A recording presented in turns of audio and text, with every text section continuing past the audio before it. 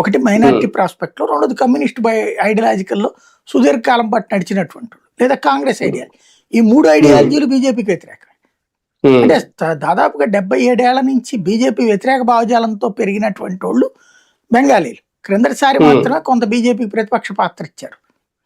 ఈ trip success అవ్వడం అనేటటువంటిది అమిత్ షా వెళ్ళి కూర్చున్నాడు కాబట్టి అతని వ్యూహం మీద డిపెండ్ అయి ఉంటుంది. ఒకటే గుర్తు, గెలిచారు అనుకోండి, అదిగో దాని పేరు ఏమంటారు, వీళ్ళు ఈవీఎంలు అంటుంటారు కదా చంద్రబాబుని, అట్లాగా రేపు పొద్దున గెలిస్తే సర్ ద్వారా ఈసీ వల్ల గెలిచారని చెప్పుకుంటది అంతే. అదే ఓడింది అనుకోండి, అదిగో అంత చేసినా కూడా చూసారా మేమే గెలిచామని చెప్తారు అనమాట.